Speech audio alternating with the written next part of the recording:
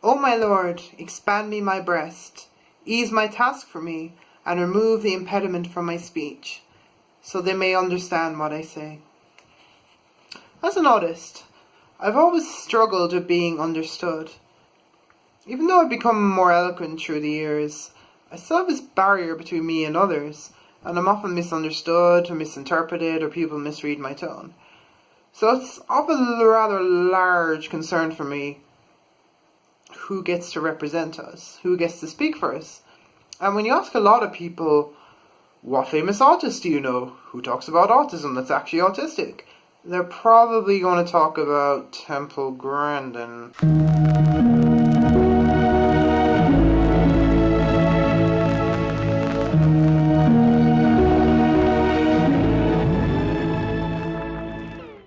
A quick Google of Temple Grandin plus capitalism or Temple Grandin plus neoliberalism won't net a lot of results. People don't actively make a connection between Grandin's work and the doctrines that define the structure behind our modern society and our theories of labour.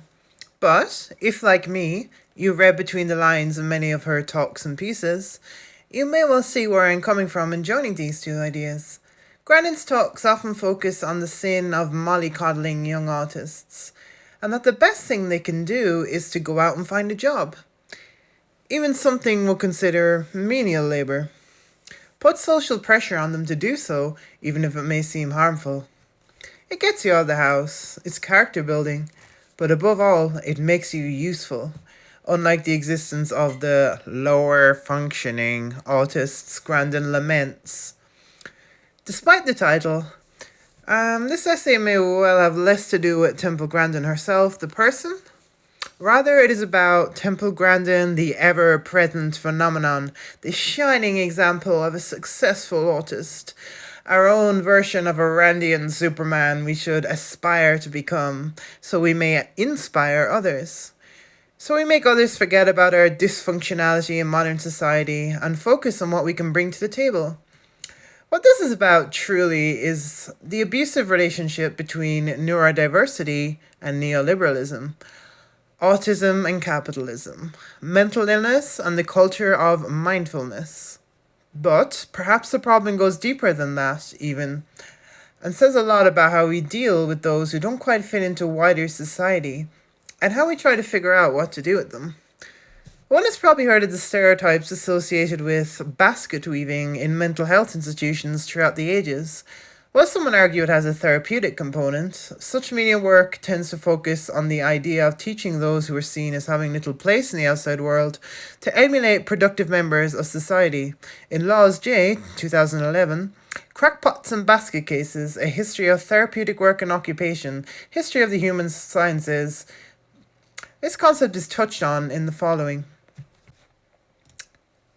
Moral therapy rested on a mixed philosophical heritage of Enlightenment faith in reason, burgeoning capitalist rational self-interest, and, at the York Retreat, the Quaker ethics of prudence and self-control. At the core of such philosophy, Tuke and others argued that the mad man or mad woman was not radically different from the rest of humanity, but rather that through engaging with the patient as a rational being and encouraging him or her to behave the same way, madness could be cured. It also suggests that the therapeutic value of such employment was minimal, and justifications instead rested on more simple economic and managerial goals. The inspiration for this essay came from a brief exchange with my key worker from the local Asperger's, inverted commas, outreach service. He told me about a Danish company called Specialisten, the Specialists, started in 2004 by Thorkild Sund after, I have no idea how to pronounce that, after his son was diagnosed with autism. Specialisten focused on training autists and other neurodivergent young people for the software industry. It's a somewhat stereotypical association. Many autists, including myself, study computer science and related fields. The romanticized stereotype of the Silicon Valley Aspergers gave these autists their own little American/Danish dream to work towards. But what sorts of skill sets are really emphasized in the work created for us? Ultra Testing, a New York-based firm, posits this. Autistic people are excellent at spotting bugs in programming. We are good at picking things apart naturally and often have a focus on things other people find repetitive and boring.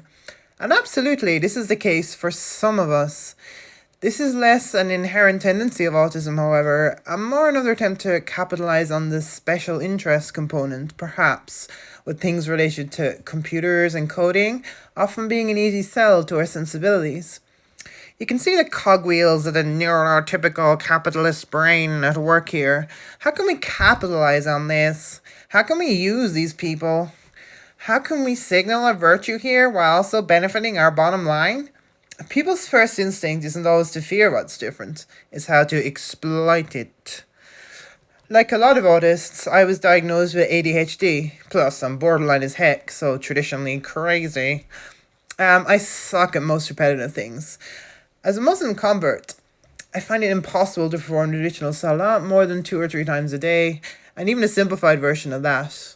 I don't tend to get spiritual benefit from it when I do it over regularly because of my messed up, fuzzy head, and I suspect this is why a lot of Muslims fall out of regular practice, and other people do. And there are areas where a degree of repetition does work for me to a degree, like doing zikr along with Sufi-inspired music. Sometimes practicing my faith in a traditional manner can be therapeutic, other times frustrating.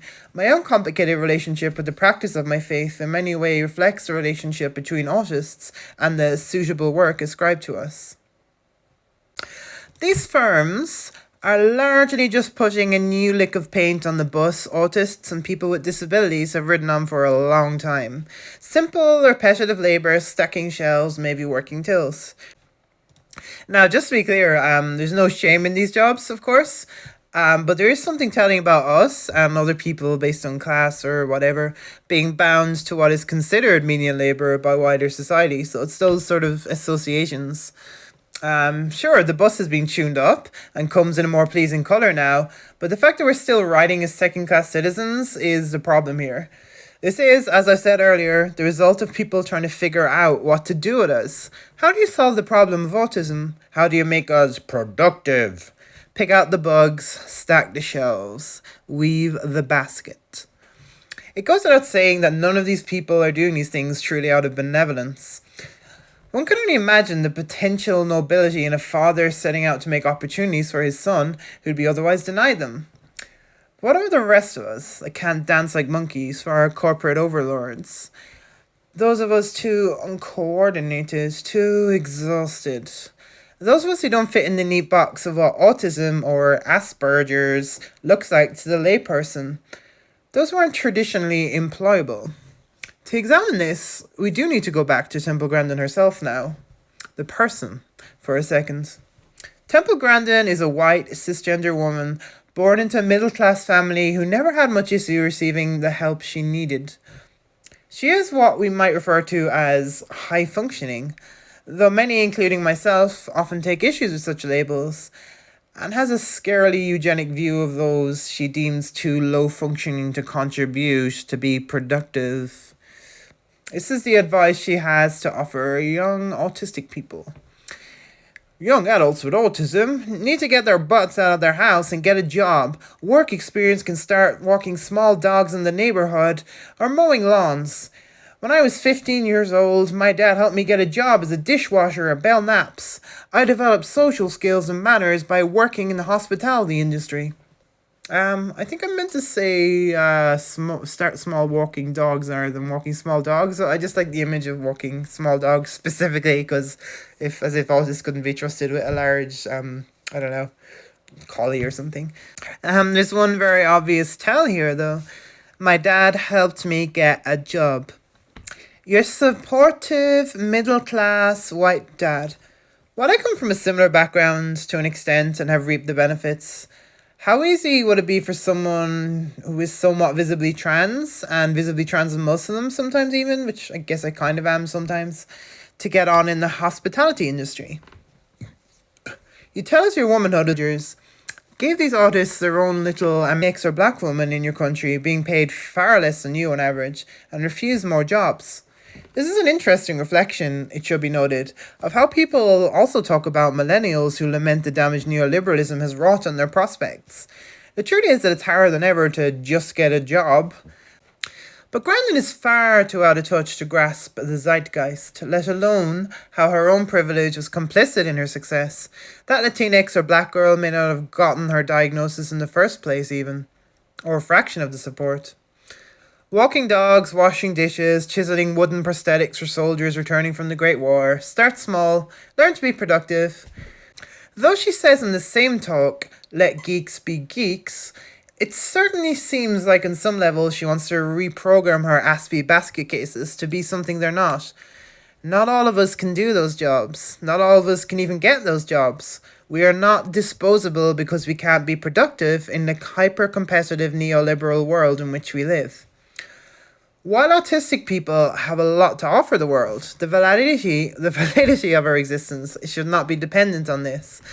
The same is seen, for example, when it comes to asylum seekers and immigrants in general, whose ability to assimilate and benefit the economy, and not their humanity, their personalities, their virtues, their basic human right to a safe and prosperous existence, a rather gauche concept in the age of neoliberalism, justifies them taking up space on their land, like autists, like the mentally ill. We're all second-class citizens in some way, expected to be happy with underpaid and undervalued work, and worse, that doing so builds our character. And of course, something of a taboo to talk about, a large number of both immigrants and the neurodivergent end up in some form of sex work to circumvent this, or because they have little other option, which can be especially difficult for an autist with our sensory issues. But often, with our lack of executive functioning skills, it's simply more doable in the rigid corporate world. And of course, this is shamed, made unsafe, or more difficult, with little consideration for the vulnerability of those working in it.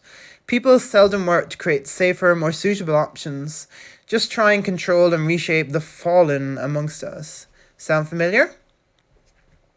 Taking you to my residence of Ireland for a minute, and weirdly, I'm just noticing this is my first video. I seem to be taking on an American accent even when I'm not trying to make fun of Americans, so that's kind of weird. Or, I'm not sure, I think it's a generic evil queen kind of accent I've going on. I'm not quite sure. I watched too much Once Upon a Time back in the day. We continue to put asylum seekers in institutions, just like we did the mentally ill, and unmarried mothers not that long ago, the same. Magdalene laundries, for example, and the mother and baby homes, which is, there's even more dirt coming up on that right now. I spent much of my time with my outreach worker staring at the old asylum, visible across the river from the Lee Road at the edge of Cork City, wondering what sort of things went on there. How well were people treated? What sorts of abuses the nuns may have perpetrated? Or were things not that bad everywhere? How many baskets were weaved there? Going back across the pond, while slave labour has been nominally eradicated for well over a century and a half, prisons, often private, for-profit prisons, are filled with black and brown citizens used for cheap labour. And guess what? The prisons are also filled with those struggling with mental health. Will Grandin consider the work these people, less privileged than herself, engaged in character building?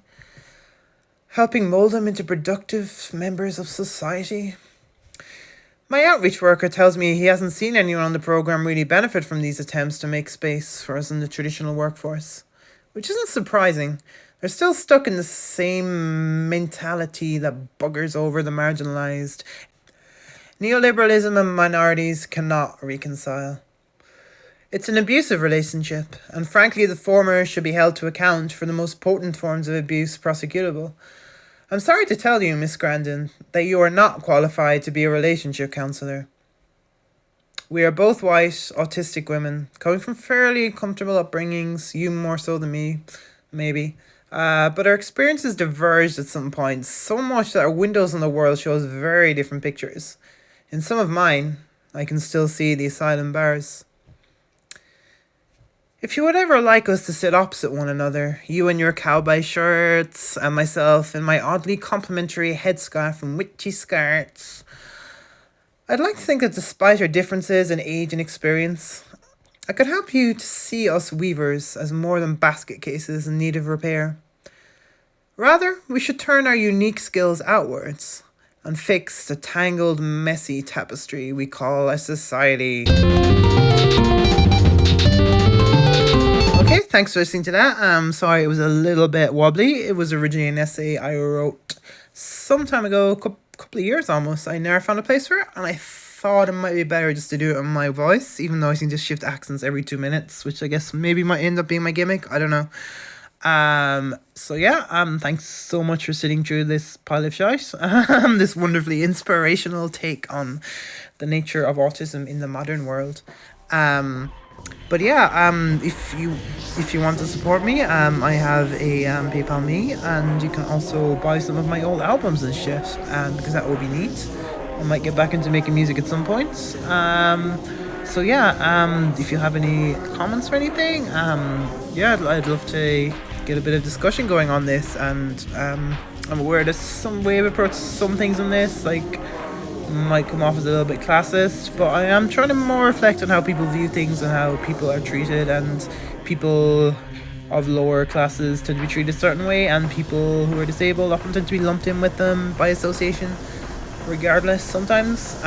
So yeah, next time maybe I'll finally get around to doing that video about turfs, but we'll see. So, Assalamu alaikum, and see you all next time.